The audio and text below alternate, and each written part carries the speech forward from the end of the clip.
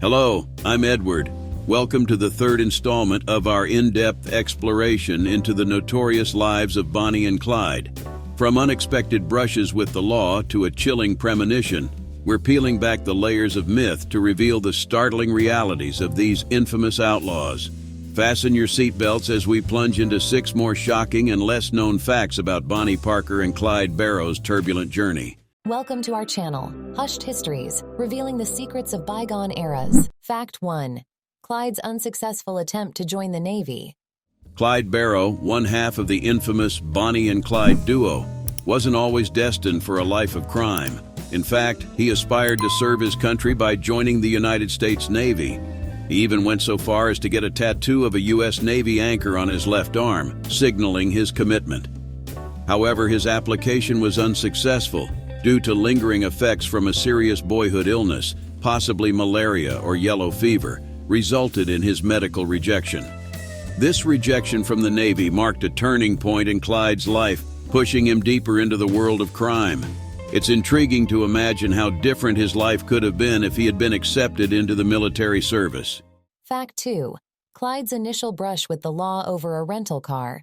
Clyde's first official brush with the law didn't come from bank robberies or violent acts, but instead a rather mundane dispute over a rental car.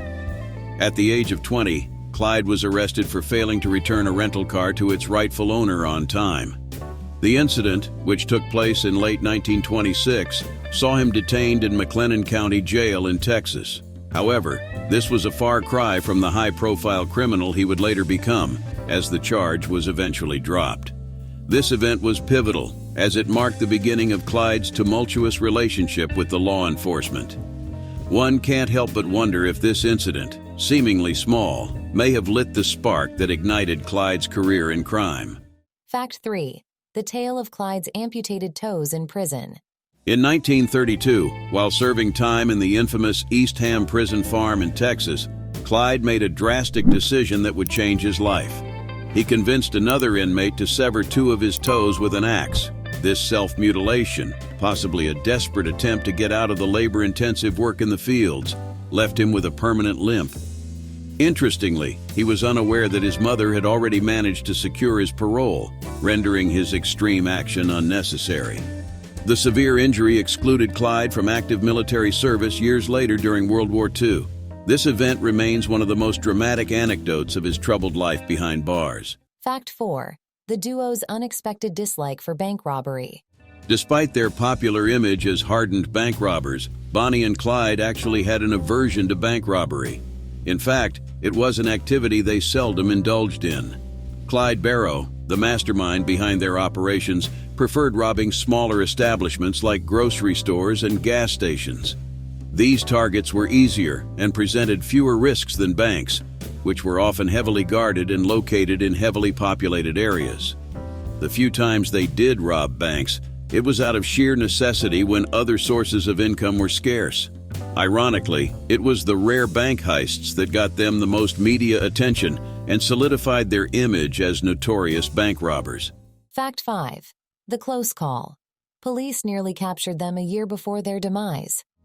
2 officers unknowingly stumbled upon the hideout of the Barrow Gang in Joplin, Missouri. In this incident, the Barrow Gang was vastly underestimated, perceived as simple alcohol peddlers in a region still caught in the grips of Prohibition.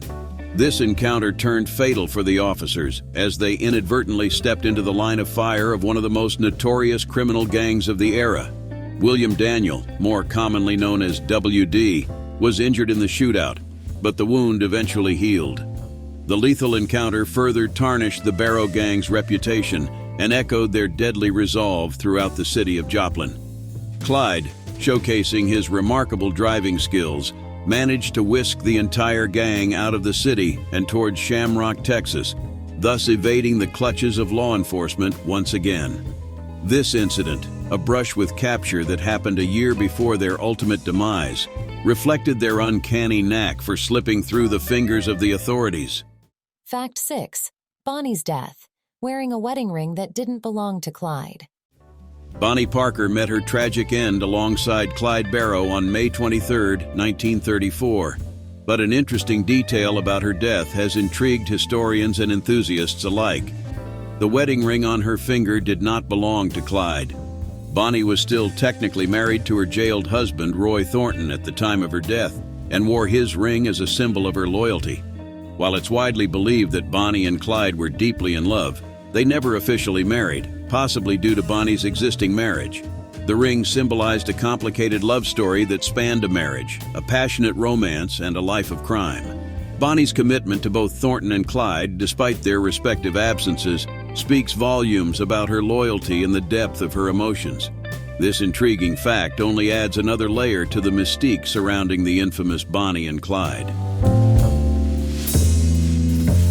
As we've delved into the third part of Bonnie and Clyde's roller coaster ride through life and crime, we've discovered unexpected facets of their story, from Clyde's thwarted Navy dreams to Bonnie's puzzling wedding ring. Their actions, coupled with near brushes with the law, prove the reality was far more complex than the legend. Join us in our next episode as we uncover more hidden truths about this infamous duo in Part 4.